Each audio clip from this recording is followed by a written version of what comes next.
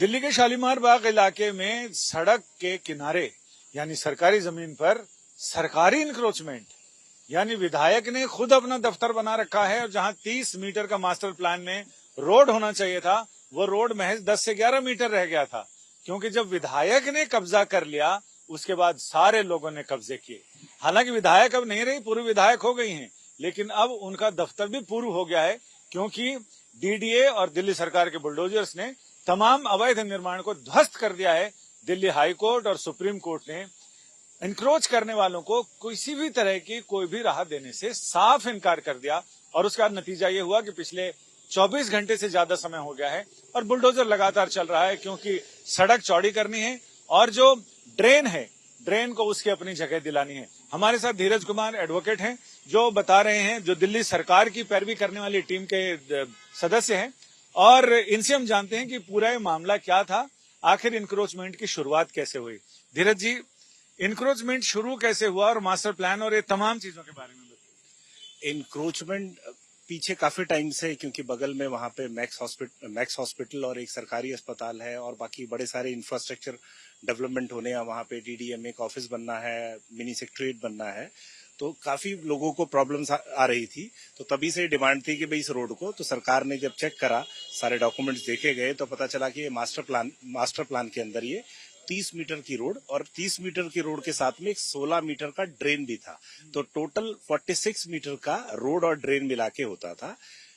2000 जब पिछली सरकार थी, तो पिछली सरकार के टाइम में इस ड्रेन को अगर आप देखेंगे वहां पे मौके पे, तो मैक्स हॉस्पिटल से रोड स्ट्रेट आती है, इस लोकेशन पे आके रोड साइड में थोड़ा सा टिल्ट हो जाती है, और वहां पे क्या करा गया है कि जो ड्रेन है उस 16 मीटर की ड्रेन को कम करके 3 मीटर का ड्रेन कर दिया गया और रोड को घुमा दिया गया और उस ड्रेन के ऊपर रोड बना दी गई, ताकि लोगों को ये दिखाया जा सके कि रोड जो है, क्योंकि उनका एक था कि रोड तो चौड़ी है, रोड पे ट्रैफिक चल रहा है, कोई दिक्कत नहीं है। रोड में सीधी सड़क आती तो वहां पर कब्जा था और उन्होंने जब वो रोड को घुमाया गया ड्रेन के ऊपर, तो जो जगह दूसरी साइड बची उस पे जो है बहुत से एनक्रोचमेंट जो है धीरे धीरे लोगों ने जो है वो कब्जे करने शुरू करे, जिसमें एक आम आदमी पार्टी का एक जो उसमें एक ऑफिस भी था, जो पब्लिक कहती है कि वंदना कुमारी जी का वो ऑफिस है, उसके साथ साथ जो है काफी सारे वहां पे बड़ी मैसिव डेवलपमेंट हुई, जिसमें होटल्स बाकी तरह तरह के कमर्शियल चीजें की खुल गए वहां पे है। तो बात सरकार की तरफ से विधायक ने तथाकथित रूप से कब्जा कर लिया, तो फिर बाकी लोग तो करेंगे ही उसमें। बिल्कुल, वो उससे एक वो रास्ता खुल गया और कहीं ना कहीं इससे एक लोगों को हुआ कि भाई जब इतने लोग बस गए हैं तो रोड बन गई है, तो फ्यूचर में अब कोई इसको गिरा नहीं पाएगा। लेकिन बाद में दिल्ली सरकार ने बड़ा डिटरमिन। धीरज जी, आपने तो बहुत पहले से इसको किया है, कब्जा होने के बाद रोड घुमानी पड़ी या रोड घूम गई उसके बाद कब्जा हुआ? ये दोनों बातें, मतलब रोड घूमने के बाद कब्जा का ये जो आज जो जिस मैग्नीट्यूड पे आप कब्जा देख रहे हैं, ये रोड घूमने के बाद हुई। बाकी कब्जा करने की नियत से ही जो है वो रोड कहीं ना कहीं घूमी है, जैसे चीज है। तो ये उसके बाद फिर हाईकोर्ट आए, जो जिन लोगों के मकान और दुकान और कब्जे हैं, सबसे पहले जो है, क्योंकि जब सारे कागजात देखे गए सब कुछ, क्योंकि पीडब्ल्यूडी को लैंड देनी थी डीडीओ को, और पता चला कि जी इस पैच का करीब 700 मीटर का ये पैच है, 700 metre by 24 metre, 700 metre length है और 24 मीटर डेप्थ है। इसके ऊपर इंक्रोचमेंट है, अगल बगल दोनों तरफ रोड प्रॉपर है।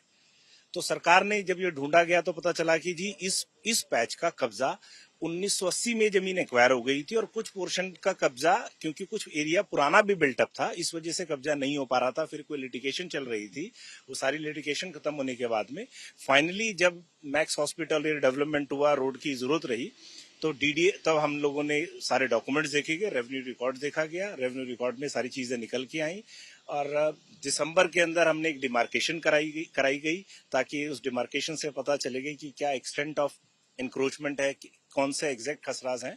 तो फाइनली 2 खसरा निकल के आए, जो कि गवर्नमेंट के खसरा थे, एक्वायर्ड थे, रिकॉर्डेड ऑनर्स को पेमेंट उसका दिया जा चुका था। जो कुछ लोग नहीं ले पाए, उनका जो मुआवजा था वो ट्रेजरी, गवर्नमेंट की ट्रेजरी के अंदर जो एज ए रेवेन्यू डिपॉजिट था। इसके बाद भी एक अबंडेंट प्रिकॉशन के तरफ 2 डिसीजन लिए गए। एक कि अगर हम पूरा 24 मीटर जाती, तो ये जो आज 43 ऑड है, वो बढ़ के काफी, इससे काफी ज्यादा बढ़ जाते। तो सरकार ने एक बैलेंस व्यू लिया कि भाई मिनिमम डिस्प्लेसमेंट भी हो, रोड भी बन जाए और कम से कम लोगों को हमें हटाना पड़े। तो इसके लिए सरकार ने 24 मीटर में से 10.5 मीटर पे ही एनक्रोचमेंट हटाने का करा, ताकि हमारा रोड का काम पूरा हो पाए। तो टोटल लगभग 15,000 स्क्वायर मीटर था क्या? करीब 8 बीघे के उस पे कब्जा था ये। और अब छुड़ाने के बाद कितनी सड़क छूटी और कितना कब्जा अभी रहने ही दिया गया है? नहीं, अभी जो है 24 मीटर का कब्जा था, 24 मीटर से 10.5 मीटर लिया गया है, बाकी को छोड़ दिया गया है, क्योंकि पर्पस सरकार का पर अचीव हो जाता है। हमारी रोड बन जाती है, ड्रेन बन जाती है प्रॉपर, क्योंकि उसमें आगे 2 मेट्रो स्टेशन, बाकी हॉस्पिटल, इन सबसे कनेक्टिविटी जो है वो बेटर हो जाएगी। तो उसमें जो खसरा चेंज है, लैंड यूज है, उसमें भी चेंज करना पड़ेगा अब सरकार को कि इतना हमने वापस ले लिया, और जिन लोगों ने कब्जा कर लिया सरकारी जमीन पे, तो वो दिखाना पड़ेगा ना कि ये सरकारी जमीन नहीं है अभी, या पट्टे पे रहेगी, क्या रहेगा? रिकॉर्ड पे तो हमेशा ही सरकारी जमीन रहेगी, क्योंकि एक्वायर्ड लैंड है, रिकॉर्ड पे हमेशा रहेगी। पर एक अरेंजमेंट हुआ है कि भाई हम उनको कोई भी किसी भी तरह का, तो अभी क्या सुप्रीम कोर्ट को इन सारी चीजों की रिपोर्ट देनी है हमको, या हाई कोर्ट को, क्या स्थिति? नहीं, सबसे पहले जो मैं बता रहा था कि जब ये दिसंबर में हुआ तो जनवरी में निशानदेही कराई गई सब लोगों को।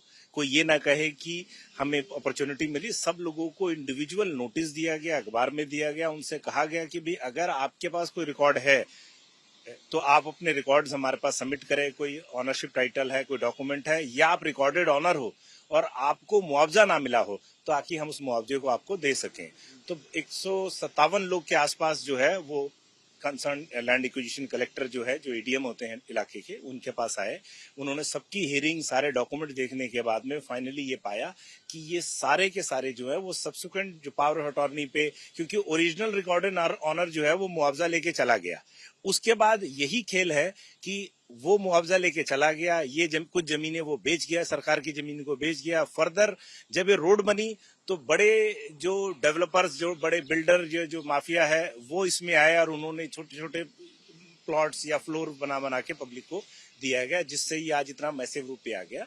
जब ये सारी एक्सरसाइज हुई तो हमने उनको 15 दिन का समय दिया था कि आप, क्योंकि वो बुलडोजर जस्टिस में 15 दिन का टाइम था, तो हमने 15 दिन का समय दिया था कि आप अपने मकान, दुकान या अपना सामान यहाँ से हटा ले। इसी बीच कुछ लोग जो है वो दिल्ली हाईकोर्ट आ गए डिवीजन बेंच में। डिवीजन बेंच में दिल्ली हाईकोर्ट ने उनको सारा डिटेल में सुनने के बाद एक बहुत ही डिटेल्ड ऑर्डर, करीब 35-37 पेज का एक ऑर्डर पास करा। ये हुआ है 6 अप्रैल को हुआ।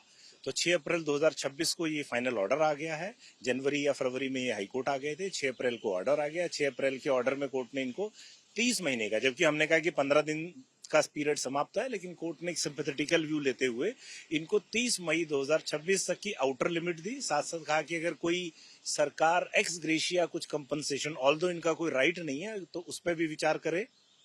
इन सबके बाद सरकार ने एक्स ग्रेशिया भी डिसाइड करा, और इस ऑर्डर के अगेंस्ट ये लोग फिर एक रिव्यू में सेम कोर्ट में आए 18 मई को। वो रिव्यू भी डिसमिस हो गई। उसके बाद ये लोग 29 मई को, जो last working day supreme court का था, उस दिन 29 मई को ये सुप्रीम कोर्ट में लगी। जस्टिस दीपांकर दत्ता और जस्टिस सतीश शर्मा साहब की कोर्ट में ये मैटर लगा। उन्होंने सब कुछ सुनने के बाद में किसी भी तरह का इंटरफेयर करने से, और उन्होंने बड़ा अच्छा एक रीजन दिया। उसने कहा कि भाई आप, हमें बैलेंस करना पड़ेगा कि डेवलपमेंट और जो आपके है। उन्होंने सीधा पूछा कि क्या आपके पास कोई ऑनरशिप का टाइटल है, कोई डॉक्यूमेंट है, आप दिखाएं। जब इन्होंने बोला कि हम इतने साल से बसे हुए, हमारी कॉलोनी रेगुलराइज होने की लिस्ट में है, और इस तरह के दलील दी, तो सुप्रीम कोर्ट ने एक बड़ी सख्त टिप्पणी करी कि कल को आप लोग सुप्रीम कोर्ट के आगे भी बैठ जाएं और कुछ साल बाद उसकी भी रेगुलराइजेशन क्लेम करें। तो इस तरह आपको विकास और पब्लिक के राइट्स के बीच में कहीं ना कहीं हमें बैलेंस करने का, लार्जर इंटरेस्ट में जो इंडिविजुअल इंटरेस्ट है वो नहीं प्रिवेल करेगा। तो इसमें क्या मुआवजे के लिए आम आदमी पार्टी ने भी अप्लाई किया है क्या, कि हमारा भी दफ्तर था जी, हमें भी दिया जाए? नहीं, हियरिंग में जो हियरिंग में हमारी नॉलेज में है कि हियरिंग में जो पूर्व विधायिका है, वो हियरिंग में उनका रिप्रेजेंटेशन आया है। फिजिकली वो लोग आए या नहीं आए, तो उनका रिप्रेजेंटेशन और ईमेल से एक आध बार उन्होंने टाइम लिया था कि हमें टाइम दिया जाए, और बाद में सबको सरकार ने इसमें तीन, जबकि कोई राइट नहीं था पर हाई कोर्ट की वजह से और एक सुप्रीम कोर्ट की ही प्रोनाउंसमेंट थी जिसमें सरकार सुप्रीम कोर्ट ने आर्टिकल 142 की पावर यूज करते हुए 3 लाख का कंपनसेशन दिया था, और ये रिसेंट जजमेंट था, तो उसी को फॉलो करते हुए नहीं राइट होने के बावजूद भी 3 लाख का कंपनसेशन और 3 लाख सबको। जो परिवार इफेक्टिव होंगे, एक पॉलिसी बनाई थी उसके अंदर जो आएंगे, अगर कोई कमर्शियल कॉम्प्लेक्स, कितने परिवार हैं? 127 परिवार के आसपास जो निकल के आए थे। और साथ में अगर सरकार का ये था कि अगर किसी की छत जा रही है और उसके पास कोई रहने का इंतजाम नहीं है, तो सरकार ने करीब 100+ फ्लैट्स सावदा घेवरा में 11-11 महीने के लिए एक नॉमिनल लाइसेंस फीस के ऊपर देने का वो भी एक क्या नाम प्लान बनाया था, और वो स्कीम भी 11 महीने के लिए है, और जिसमें बिजली पानी वो अपना देंगे, और बड़ी ही नॉमिनल थी जो कि उनके एक्स ग्रेशिया अमाउंट में से डिडक्ट हो जाएगा 11 महीने के लिए। तो ये लेकिन बड़ा सवाल नहीं है कि सरकारी जमीन कोई बेच जाए और सरकार की रजिस्ट्री को पता ही नहीं चले कि वो सरकारी जमीन है और रजिस्ट्री हो गई? नहीं, किसी भी तरह की रजिस्ट्री नहीं, इसमें रजिस्ट्रियां नहीं, ज्यादातर सारे आपने कहा कि वो आदमी बेच के चला गया मुआवजा मुआवजा वाला तो लेके चला गया, लेकिन जब वो सरकार वो जमीन 80s की बात है, तो जब वो जमीन खाली रही तो लोगों ने पावर जो दिल्ली के अंदर आज 1500 कुछ कॉलोनीज को अभी भी रेगुलराइज करने के बात हुई, तो मोडस ऑपरेंडी यही है कि वो सरकार की जमीन पे भी हैं, वो प्राइवेट लैंड पे भी हैं, वो ग्राम सभा की जमीन पे भी हैं, और वो पावर ऑफ अटॉर्नी और जो कस्टमरी विल डॉक्यूमेंट्स इनके बेसिस पे हो जाए जो है। तो इस तरह कुछ लोगों को एक चीज है कि डीडीए ने भी जो है कुछ लोगों को, क्योंकि ये कॉलोनी जो है वो रेगुलराइजेशन की लिस्ट में आती थी, पर उसमें एक एक्सेप्शन था कि अगर आप रोड पे हो तो आपको बेनिफिट नहीं मिलेगा। तो कुछ लोगों की अंदर जो कॉलोनी के अंदर आते हैं उनको उसका बेनिफिट मिलेगा, बिल्कुल मिलेगा, पर क्योंकि ये लोग रैंक एनक्रोचर थे और रोड को एनक्रोच करके बने, तो इसलिए उसका बेनिफिट उनको नहीं मिल पाया। तो यानी अब आपको ये सारी एक्शन टेकन रिपोर्ट कोर्ट को देनी है? नहीं, सब कुछ ऑलरेडी डिसाइडेड है, सारी चीजें हम पहले बता चुके हैं, और अब डिमोलिशन चल रहा है। और सबसे जो एक ये केस जो है वो दिल्ली के विकास में एक नजीर बनेगा, क्योंकि जनवरी से ये प्रोसेस शुरू हुआ, और जनवरी से लेके आज हम 1 जून को जो है वो ऑलमोस्ट 80% जो है वो एनक्रोचमेंट रिमूव हो चुका है।